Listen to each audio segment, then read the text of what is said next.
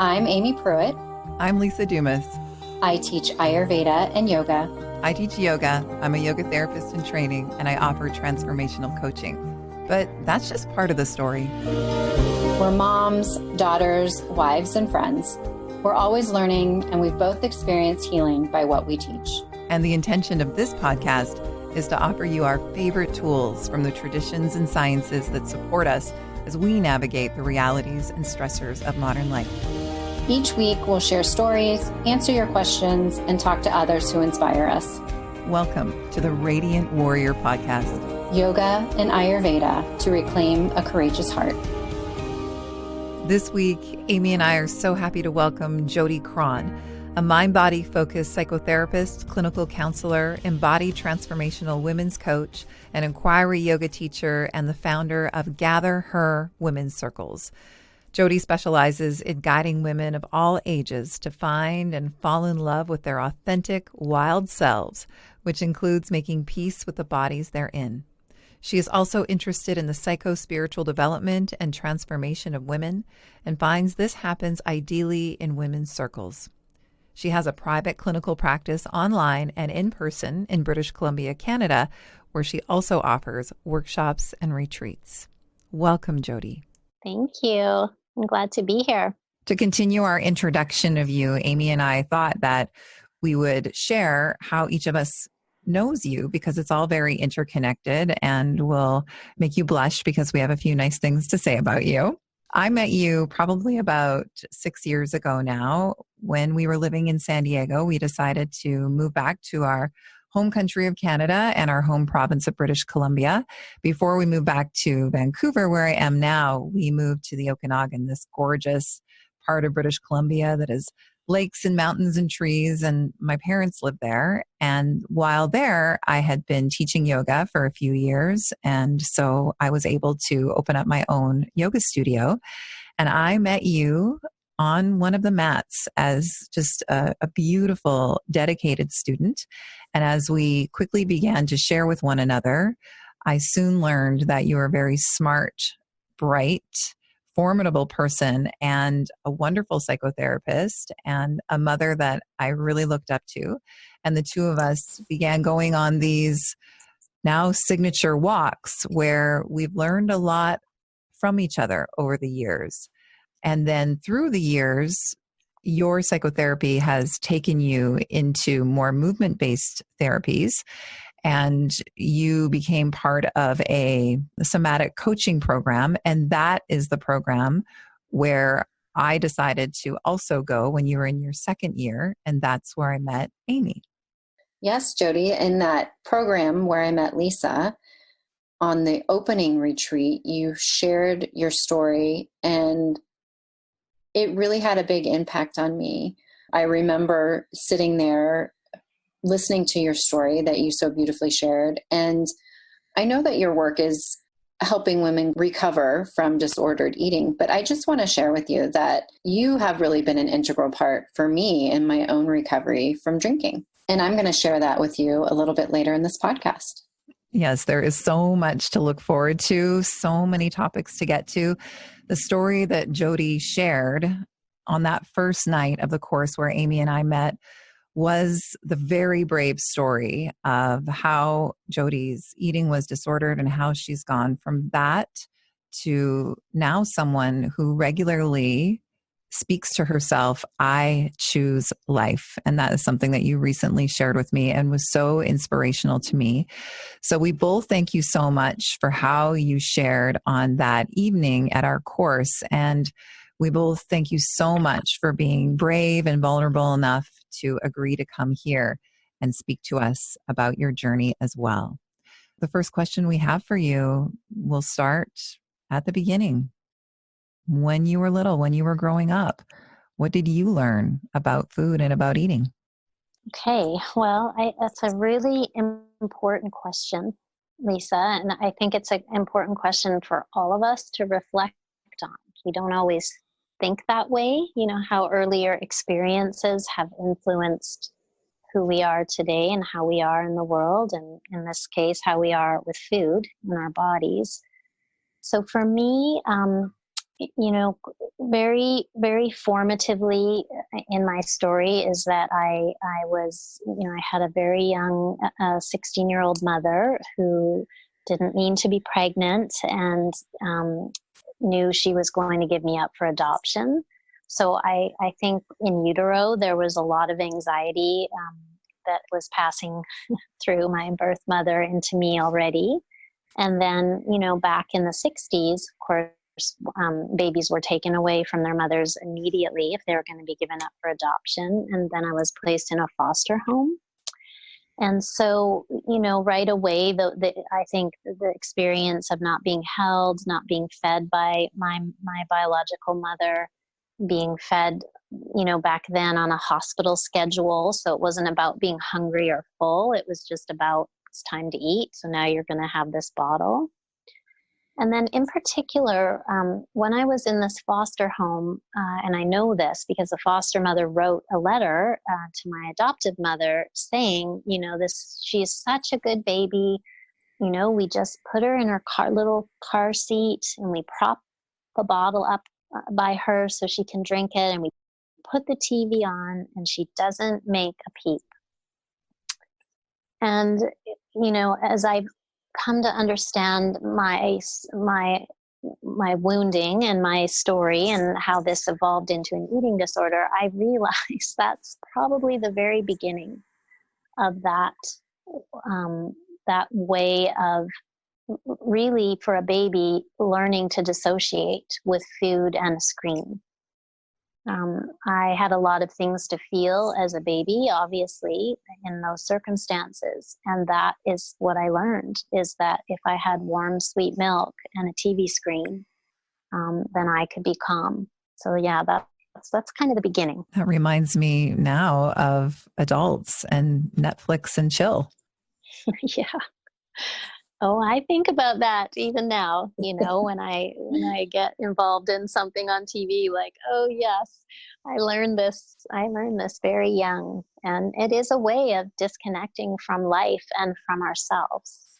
And it's not inherently bad. I mean, I call it conscious zoning out, do it consciously, know that you're doing it, but make the choice to, come back into life. And so much of food, in my experience, was just what you had to do, was come to dinner and eat this food. But I didn't have a big association with food tasting really good or really enjoying food. It was more just, this is what you get in your lunch. And so if you don't eat it, you're going to be hungry. So Jodi, as you grew older, did that change for you, like through your grade school or teenage years? Was that idea of, food was just food and you ate it, you didn't really enjoy it? Did that go back as long as you can remember? I think those are my earlier memories. I think as I got into adolescence, a lot of people in my life were dieting. There's all those different diets that got really trendy, the grapefruit diet or this diet or that diet. And though I never went on a diet as a teenager, I was influenced by this idea that, obviously when you become an adult, you have to diet to keep a certain kind of body. And so I think there I picked up this idea where there's good food and bad food, healthy food, unhealthy food, fattening food, diet food. It was like all these categories for food. And so I guess just always attaching a story to what I was eating. I'm being good, I'm being bad, this is really fattening, good thing I have a high metabolism. Just all these stories. I definitely want to come back and talk more about that. I've mentioned that on this show before, that food is just so fraught. And part of it is because there's so much information. And as women, we want to be good. We want to be doing the right things, not to mention all of the messagings that we have about how we should look and how we should eat. I find that to be incredibly overwhelming. So I definitely do want to talk about how we can handle all of the information, and then the guilt that comes with that this food is bad and this food causes this.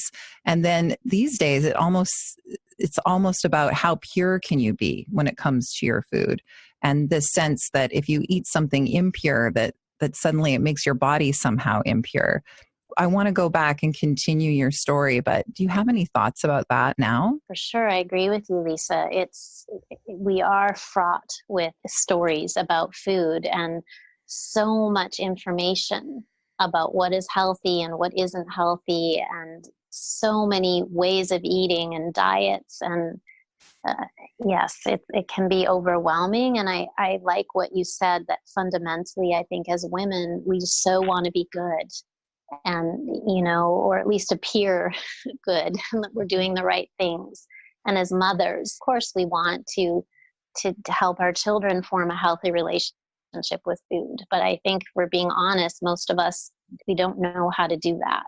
And I also want to highlight the stories that you shared with us about your early relationships with food. And I just remember this key moment. I was probably 11 or 12 years old. The me that I was before I learned who I had to be was a pretty audacious, just zest-filled young kid. And the way I did one thing was the way I did everything, really big. And so I loved food, and I had a really healthy, big, robust appetite. And I remember my family was at our little cabin that we had, and me and the neighborhood kids had been just playing all day long. And we came home, and there was a big barbecue on, and the kids got served first, and it was so delicious, and I was ravenous. And I was just like, I remember just, it was delicious. I ate this entire plate of food, and then I went back for more. And in front of all the adults in the room, I was told that, what did you even chew? Yeah, just all of this feedback about how fast I just ate, and I need to let myself digest, and where did I put that, and slow down, and no, you can't have another. And that is such a strong memory to me. And I almost feel like it began to make me question not only the way that I was eating, but just sort of this way of being that was maybe too much, eating too much and being too much. I love how you describe that, just being full of robust, zestful energy and wanting to eat. My memories are more of not wanting to eat, or eating as little as I could, and not when I was little, it had nothing to do with, at least consciously, to do with my body or my appearance. It was just not really enjoying food. I'd have to eat a hamburger if that's what was being made, but I wouldn't put anything in the hamburger but ketchup. And, I've since learned that hamburgers can be delicious, with lots of fixings, but but the feedback I received was positive, right? This was sort of praise, like, oh, she eats like a little bird, and she's just a little skinny thing. Or, it didn't feel good to hear that, again, consciously, but I think unconsciously I was receiving this message that this was good. Oh, and she'll never have a weight problem, because she eats like a little bird. And again, right, as kiddos, we're picking up these messages and internalizing this way of being that this must be good. Even though I look at pictures of myself and think I was malnourished. I didn't look healthy. I didn't feel robust or zestful as a child. I often had low iron, in fact, because of my poor eating. Do you think that started the routine of how you ate, or do you think that reinforced the way you were eating, the messages that you were getting from those around you? Yeah, that's a good question, Amy. I don't know which one came first, but what I do understand now about the way of eating where we restrict and we don't take in enough calories or enough variety in foods, I understand that now is very symbolic of not taking in life. And often when you find somebody who's restricting and on rigid diets or just low calorie intake, you will also find a person who is cut off from life. They're not taking in sweetness. They're not taking in love. They're not taking in zest.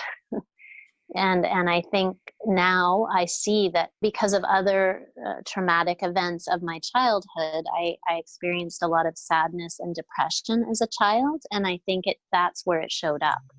Mm-hmm. It is not enjoying food. And had I had a gourmet chef parent, maybe that would have looked different. Maybe I would have been able to emotionally comfort myself through food. I'm not sure because the food didn't taste good to me but what I do know for sure is I wasn't taking in life. That's really powerful saying it that way. I've never heard it described like that before, but it just paints this picture of exactly what you're talking about, that by restricting food, you're not taking in life. That's really powerful. That's something that I've learned from Jodi in our friendship, is how symbolic food can be. For instance, Jodi mentioned taking in sweetness, that craving for sweetness. Jodi has taught me it can be that we're wanting to feel a little bit sweeter. We're wanting to be acting a bit sweeter, or we're just craving a sweeter experience in our life. So I do appreciate conversations like this about food that help us think about where we came to get our beliefs, the feedback that we got, and then what we internalized from those around us when it came to food. I think it's fascinating listening to you share how you were a very little eater and you were so praised for that. And then for me, I was a very big eater and that wasn't okay. So they're saying the same things just in opposite ways, and they affected each of us, I'm sure, in very different ways that have affected each of us. So continue to take us through as you were growing up, Jodi. Was that a theme for you then? You feel looking back that as you grew through adolescence and fell in love and met your husband, that there was still a restriction of life going on? Well, what happened before I fell in love and married my husband, when I was 20, I ended up being like a student missionary. So part of my story is that as a child, really as a 10-year-old, I chose to join a faith community. That wasn't something my family was a part of, but it was a way for me to feel very accepted and loved and find community that did feel like life for me. And that culminated in becoming this student missionary. And I definitely, was one of those young people who really wanted to be good, or at least appear good, and to be loved. And so I learned the rules very quickly in my faith community, and I did most of them, at least on the outside, and that kind of culminated with being a missionary. And so I found myself on the other side of the world in a very foreign country, taken away from my peer group and my family and everything. And it turned out that I didn't have a lot of coping mechanisms once those things were taken away. And so this was really the first time that I did experience that food could be a comfort. So it started with me seeking out food that just was familiar. Maybe I didn't eat it here, like hot dogs. Didn't eat a lot of hot dogs when I lived here, but over there it was like, oh, hot dog, that tastes like Canada. And so I'll have 4 or, whatever, peanuts, all kinds of things I found that were this familiar. And I learned that eating copious amounts of these things helped me not to feel so homesick, not to feel so lonely or so bored, or so many of the feelings that I had being in this role of a missionary, which actually turned out to be very uncomfortable for me and not maybe aligned with my truest self, but I was quite disconnected from my truest self. And so, I coped in a way that I could, which was eating quite a bit of food.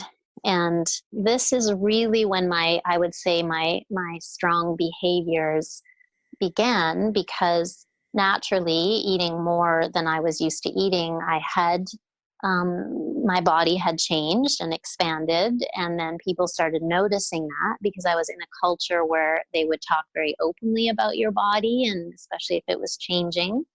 And this, I realized, kind of horrified me because I had put a lot of identity, I guess, into being this smaller person. And then this began the cycle of, oh dear, I better stop eating, because I actually had I really didn't even know what a calorie, or I didn't really know a lot about diets, even though I was surrounded by them as a kid.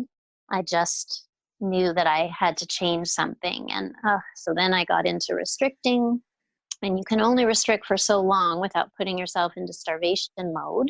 So then that would lead to binging. And I kind of spent the better part of that year going back and forth between those two behaviors. And then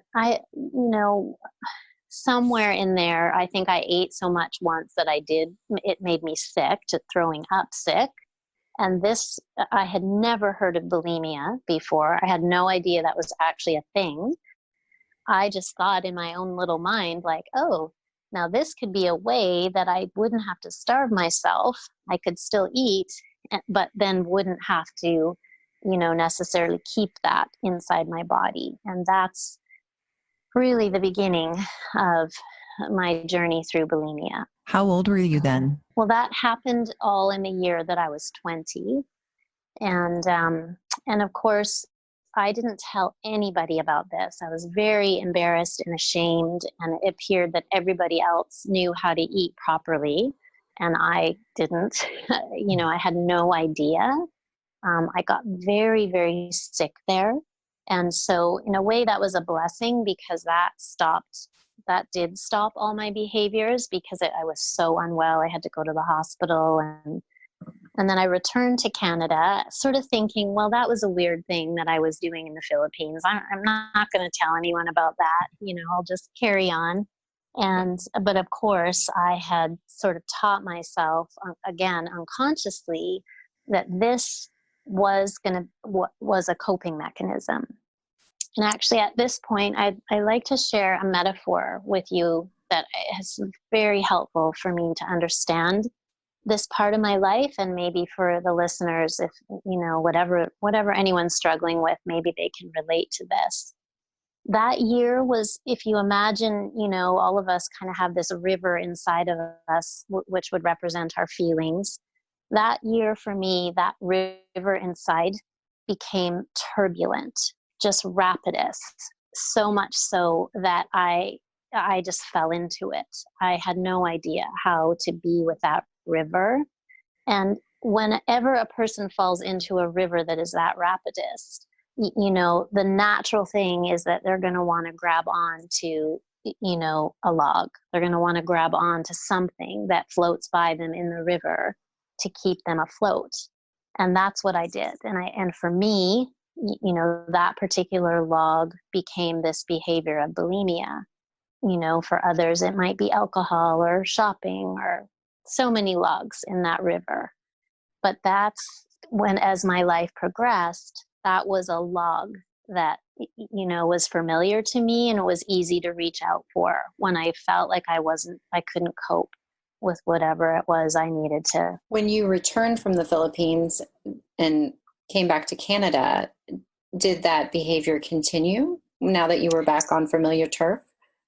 Yes, it took a little while, but yes, definitely once I got back into life, it did, much to my horror then, that behavior, suddenly I knew what binging was. I remember particularly in the summer, again, being separated from my boyfriend, who's now my husband, but, people that I loved and friends, that intense loneliness that I would experience.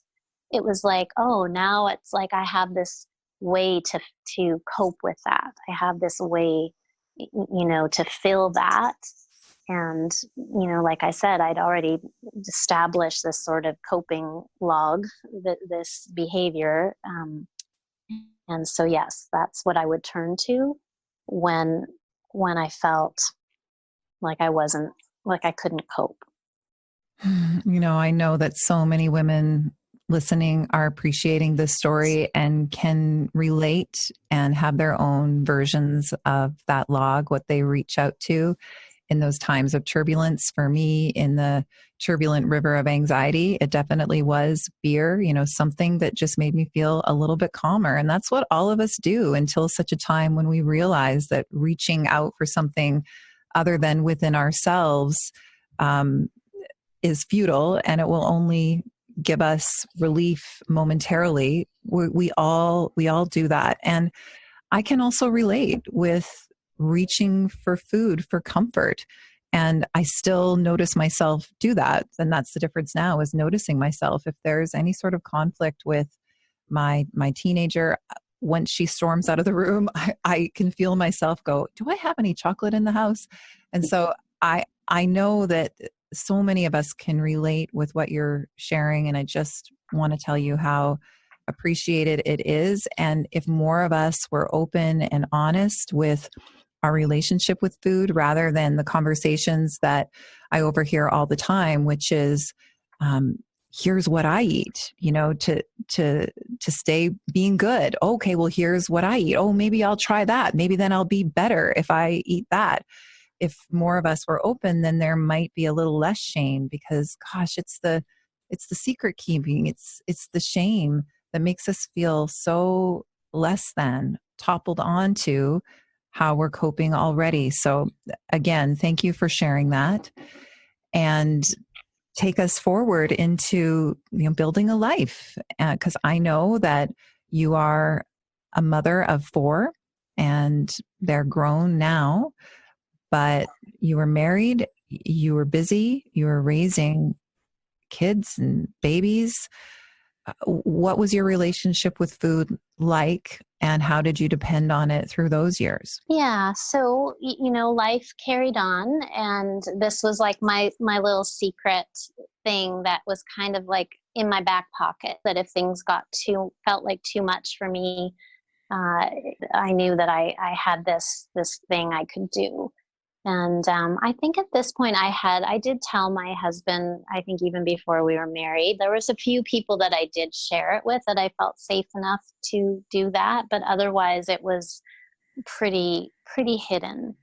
And because we were at the time, leaders in a certain faith community, then I would put that, pressure on myself as well, that I had to appear, a certain way. And so I couldn't share this part of my life, which of course only makes it worse. As you were saying, Lisa, that shame. I'm coming up to 30 years now, this next month, of being married to a really wonderful, kind man. And we've had 4 children together. And so how things evolved for me, I can see that for sure in my pregnancies and nursing, I was able to really keep things sort of under wraps. I did know enough to not, I had such a strong desire to have children and to try to, get it right, whatever right is, but basically try to heal my own, I think, childhood through how I would mother my kids. And I was quite aware that my kids are watching how I eat and how I am with food. And I do think that probably when I had our first daughter is when I really got serious about, like, I need to heal this thing. Because I don't want my kids to have to carry this or pick this up because I couldn't heal it. And that was the beginning of, a long road. What did that look like, Jodi, your healing journey? Yeah, well, I think, first of all, what it looks like is recognizing that food isn't really the issue. And I think that sometimes a mistake we make is that we make it all about the food. And, you just need to either stop doing that or start doing this, something about the food. And I think for me, this recognition that it's not really about the food, that's the behavior, that's what I'm doing, but why am I doing that? And what is the symbolism in what I'm doing? First of all, say that, because I talked about the symbolism of restricting. So it might be helpful to know that the symbolism of binging is in the same way,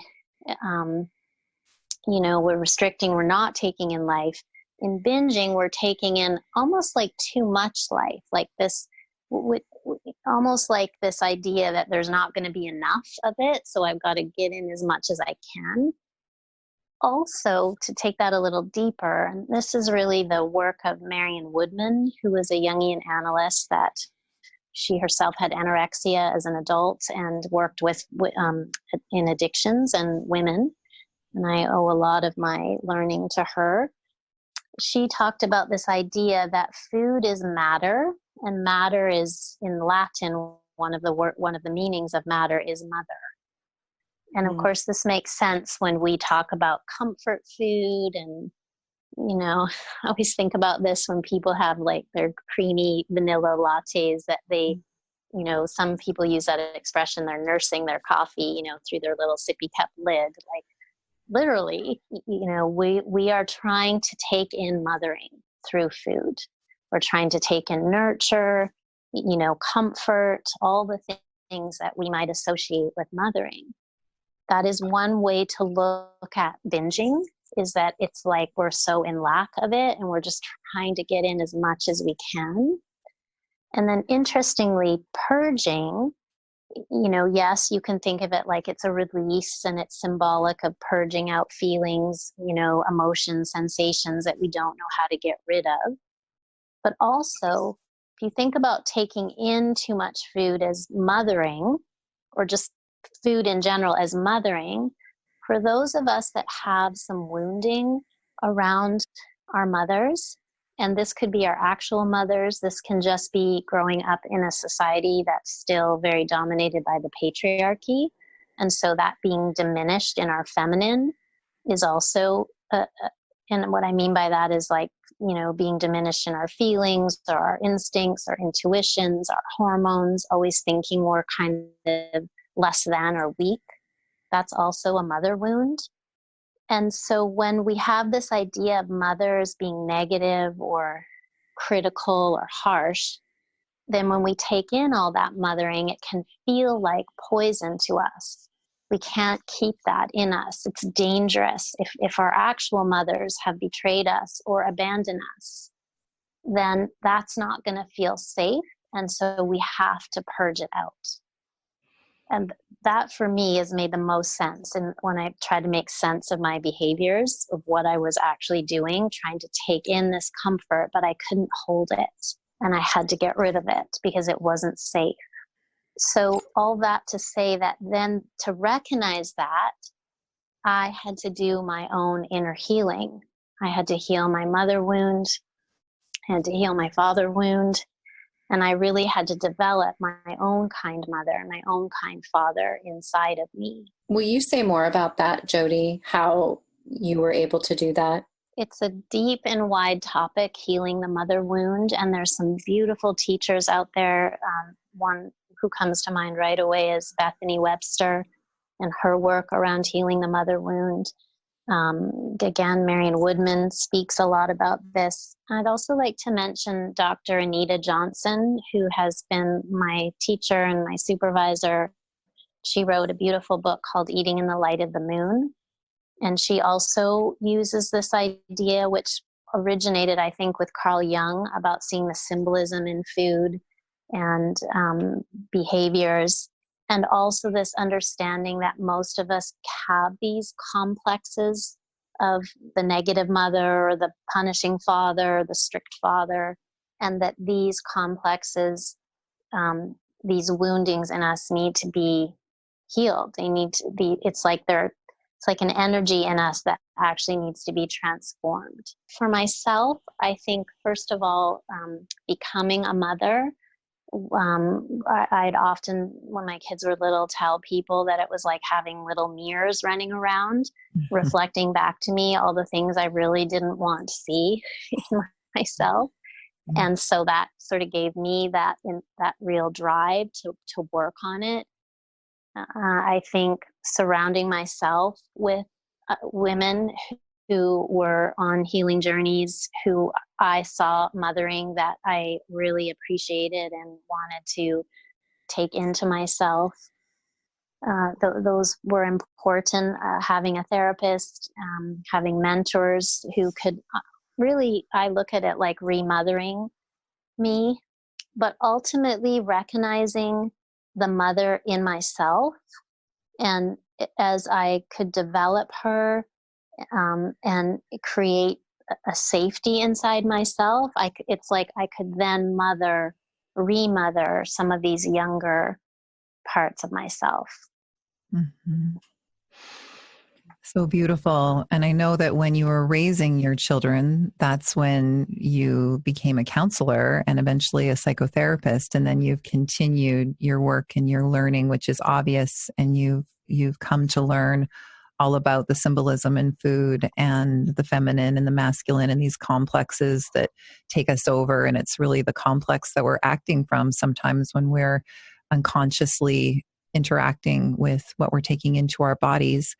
And so, what did that look like when you were becoming a counselor and going to school and learning this information? Was that tied hand in hand with how you were healing yourself? Were you drawn to that work because of the healing that you did with yourself, and then you wanted to help others? Yes, I would say yes to all of the above. I think most people go into healing professions because of their own healing paths and desire to continue healing themselves.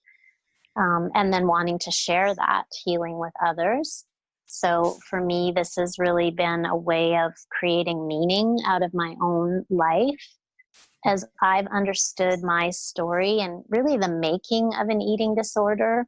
You're not born with these things, but based on things that happen to us, we can form different addictions and unhealthy ways of being. As I could understand that and hold myself in compassion, which is a really big part of healing anything, because nothing changes when we hate it or resist it. Only things can really only change and grow when they're loved. So kind of finding that inside myself and then just so wanting to share that with others. And, for me, doing that in a psychotherapy office seemed to fit for just the life of my family and I guess the deep work I wanted to do with people. And when I met you, I know that you were coming to realize that there was only so much that you felt you could do with talk, and you knew that there was so much information available to us through communicating with the body, which is why movement practices like yoga are so healing. And then that's been a big part of where you've taken your practice now in embodiment. Can you tell us a little bit about that and then the practices that continue to support you as you continue to heal? Yeah, I really appreciate your questions. It's good to reflect on these parts of our stories. So I like to think about healing, no matter what kind of healing journey we're on, or another way of thinking about this idea of recovery. We recover first from our behaviors, whatever it is we're doing that's not serving us, and then there's this journey of recovering ourselves.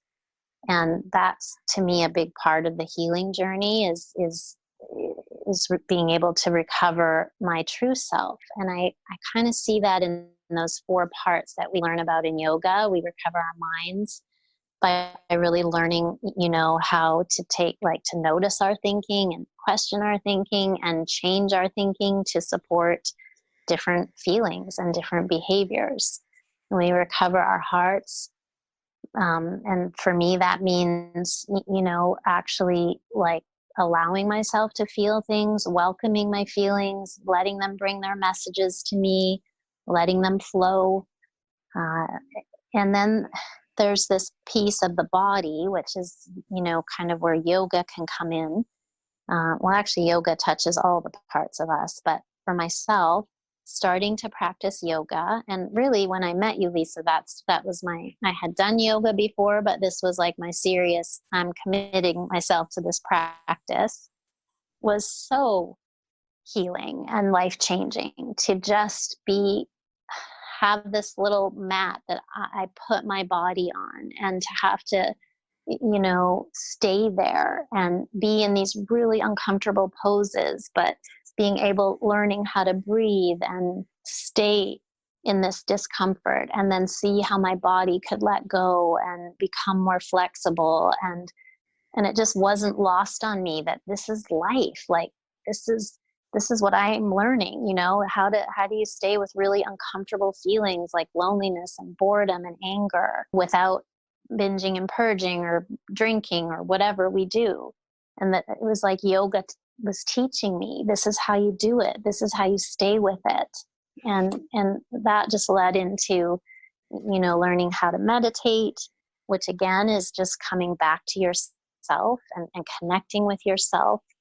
And because I also believe people have souls or true selves or higher selves or true essences, whatever you want to call that. I think that the practice and philosophy of yoga also helps us connect to that deep center in ourselves, which for me feels like divine love and myself kind of mixed together. I know that means different things to different people, but that's that fourth place in us that needs to heal, is our spiritual center. Amy, isn't that like the greatest public service announcement you've ever heard for yoga? Ever. It's so beautiful, Jodi. Yeah, Thank your you. description is taking me back to why I love it so much. That was said so beautifully. A few other things I want to make sure we touch on in our time together. In one of our magical walks and talks, you said that in this day and age, especially in this Western culture, that most women, honestly, have eating that is a bit disordered, which I loved it when you said that, because I think that helps us all to have a bit more compassion towards us. I don't know how any of us could feel completely balanced towards food with all of the messaging that comes to us about it and what we shouldn't do and what we should do.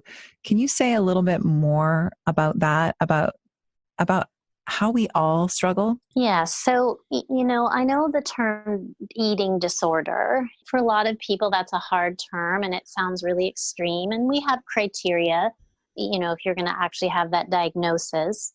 And so there's going to be a certain percentage of the population. It's not a high percent, but it's a significant percent that will have that diagnosis.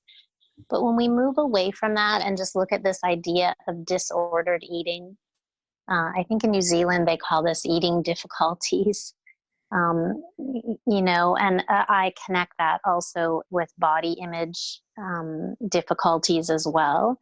I think it's pretty hard to be a woman in the Western Hemisphere and not have some kind of disordered relationship with food and with our bodies. And yes, this is because of the messaging, the social media, the images that, really little girls are fed, starting with Disney characters and even all the media around food. 3 of my 4 children are daughters, and I've watched them all wrestle through this.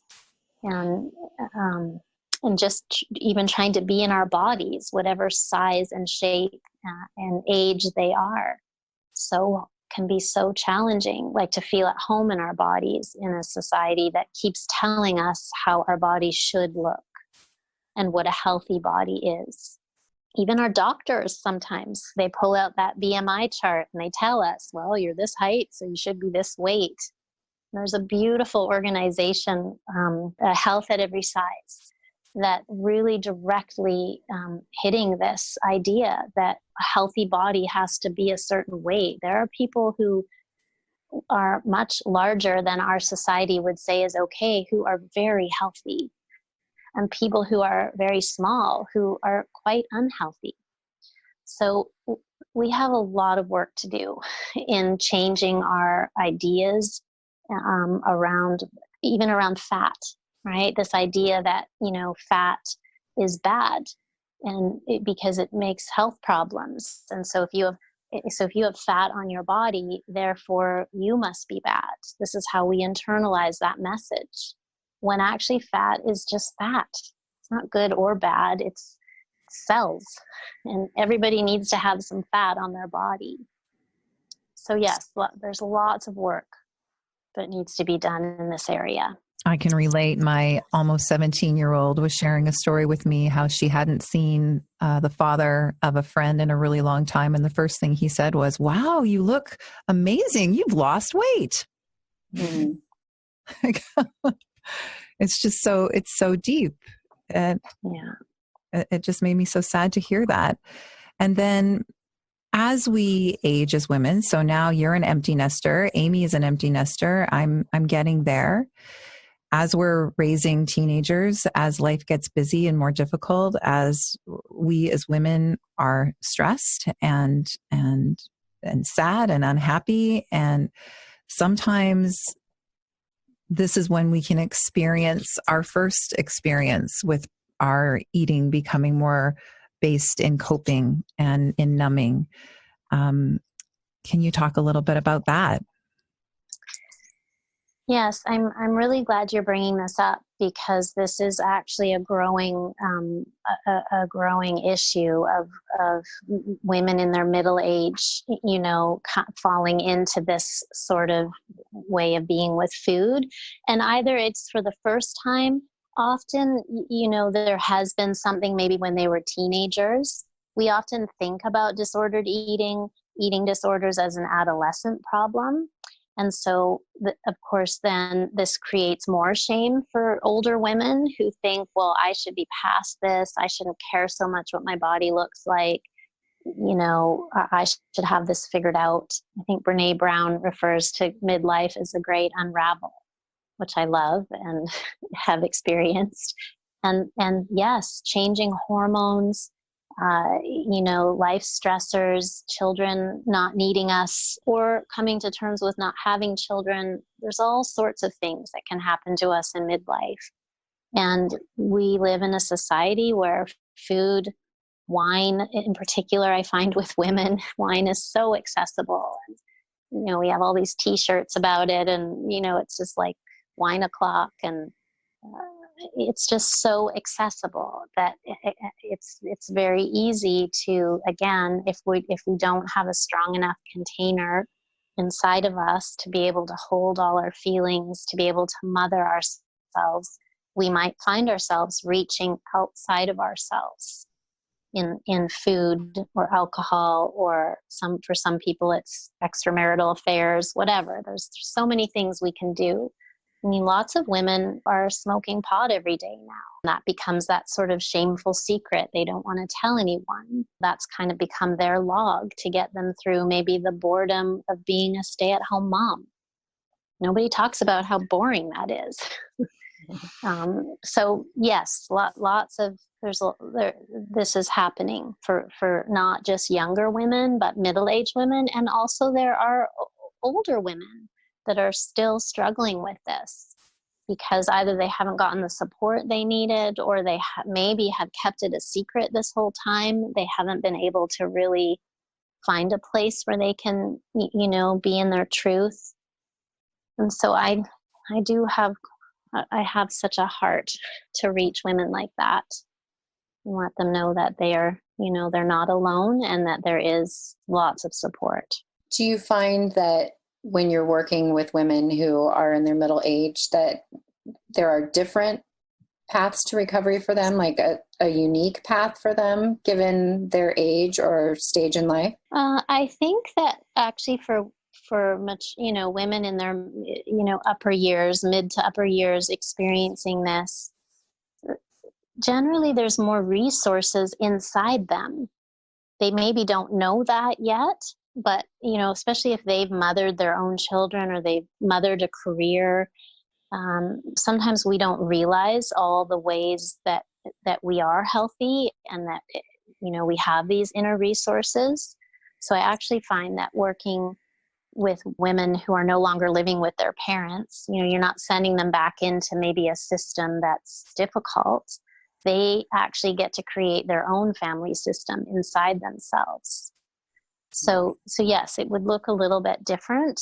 And I think in some ways they might actually have more resources to be able to heal. I love how you just said that women can look inside themselves to look for the places that are healthy, to the places that are resilient, to what's going well within them. That's such a nice pathway towards this word compassion that we speak so much now, but is so utterly important to be able to take care of ourselves and be kinder to ourselves and forgive ourselves.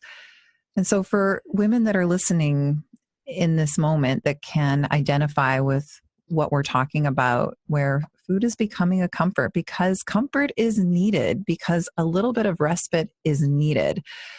What are the most important things that you'd like to offer to those women? First, I want to say that that is so human. I so want people to, to recognize how human we are.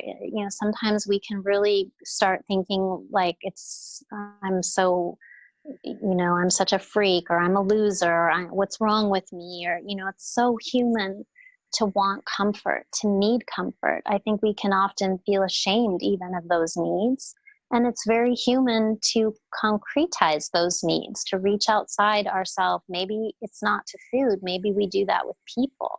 I actually find that women in particular are kind of born and bred for this, call this othering, and getting what we need from our kids or our partner or our friends. So this is human. We do this and it doesn't serve us, and that's, I guess it serves us until it doesn't. And when we realize it doesn't, it's understanding, I guess, that deep inside of us, that we can find that nurture, we can find that comfort, that mothering, that fathering, that thing that we're maybe thinking food will give us, or wine will give us, or whatever will give us. I wanted to really thank you for sharing everything that you've shared here, and especially the metaphor that you shared earlier in this podcast about the log. I don't know if you recall, but when I made that declaration in this room full of women that I was going to stop drinking, and I shared this on an earlier podcast, you were in that room and you pulled me aside after I made this declaration that the next thing I was going to do was stop drinking. You shared that metaphor with me about the log. And I really want to thank you now for that, because I clung on to that for a long time, that drinking for me was this thing that I held on to. And you gave me the insight that I could let that go and maybe swim away from it a little bit. And then, if I made my way back to the log because I got scared or panicked, that was okay. But then I could swim out a little bit farther away from the log. So I really thank you for sharing that gift with our listeners who might struggle with this topic, because that metaphor for me was very powerful. Well, you're very welcomed. And that metaphor came from Dr. Anita Johnson's book, Eating in the Light of the Moon. And I personally just found that so helpful and so compassionate. It's such a compassionate way of looking at addictions in general, which is just really about being human. And I think it also helps us to see that the path is learning how to float.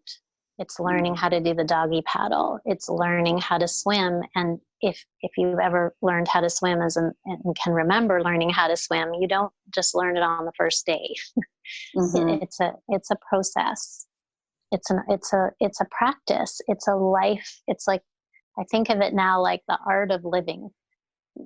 This is what I'm learning, is just the art of living and being alive. Which brings me to one of the last things you shared with me on a recent conversation, is that a new mantra for you that you say to your body, to yourself all the time, is I choose life. Can you tell us a bit more about that? Yes. So I've come to understand that this is going to really work with any kind of addiction, any sort of way that we are self-harming. If you really think about it honestly, it's a way of not living, and sometimes even a way of wanting to die.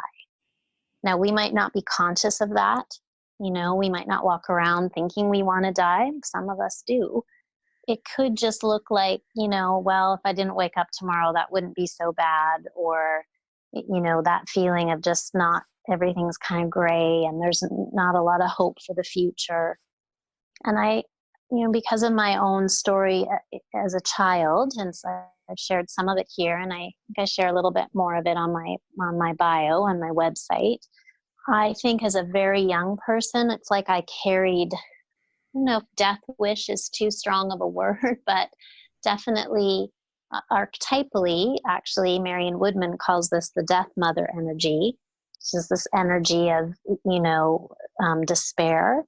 And so that worked its way out, I think, in some of my really unhealthy behaviors. So when I really made this decision that I wanted to recover, I wanted to heal, what I realized is that also meant I had to choose life. I had to want life. I had to want to take in life in the form of nourishment. I had to want to be alive in my body, which, we've mentioned yoga, but dance has been a big part of that for me, and most recently Qigong. These sorts of, Dr. Johnson calls this joyful movement as opposed to exercise, finding ways of being joyful in my body and finding ways to embrace my life. And I just wanted to share, this is it's just a short quote from Marion Woodman here that really fits for me. But if you travel far enough, one day you will recognize yourself coming down to meet yourself, and you will say yes. And so that's kind of my way of, sometimes I do just say yes. Yes to this feeling. Yes to this discomfort. Yes to my story. Yes to my pain. Yes to my joy. Yes to my love. Yes to my life. And that feels like recovery for me. Jodi, thank you so much for that. For all that you have shared with our listeners. I can't thank you enough. I'm so grateful that you have taken the time to speak with us. And before you go, please let our listeners know how they can find you and how they can work with you. Lisa and Amy, thank you so much for creating this podcast. This is so wonderful and such a gift to the world. And I love what both of you are about, and that you're combining your expertise and in your gifts and your beautiful voices. And so thank you. And thank you for inviting me to share my story. It's actually, it keeps me in recovery. It keeps me in my healing to keep telling my story and telling my truth and staying in that truth. So thank you for that opportunity. And so, probably the best way to find me is on my website, which is www.jodikrahn.com, JODIKRAHN. And I do tell my story in my bio, and I do have an online practice as well as an in-person practice. And as Lisa mentioned, I practice psychotherapy. And I do specialize in women's transformational journeys, and in particular, women who are struggling with addictions. And I've also created another part of my work. Lisa, you alluded to it a little bit, realizing that talk therapy wasn't everything. It's important to have a space where your story can be witnessed. But I knew that women also need to be in their bodies. And so I've created this part of my work that I call Gather Her. And so these are workshops and retreats that I offer to women that really we sit in a circle and we do joyful movement, which could look like some restorative yoga or qigong or dance. We do expressive art, and I read poetry, and we do self-inquiry. And then we share with each other different parts of our journeys. And so this is really just my joy right now, is offering these spaces for women to come and meet each other and have these more embodied experiences of healing. So I also have a Facebook page, which is just Gather Her. And I have an Instagram, which is @gather.her. And we will make sure to include all of that in our show notes. Thank you for giving us all of those wonderful resources. Thank you, Jodi. Thank you, Amy and Lisa. Thank you for listening to the Radiant Warrior podcast. If you found it valuable, please leave us a positive review to help others find it. And please check out the Radiant Warrior podcast on Instagram and Facebook to leave us your questions and find out where you can come and practice with us next.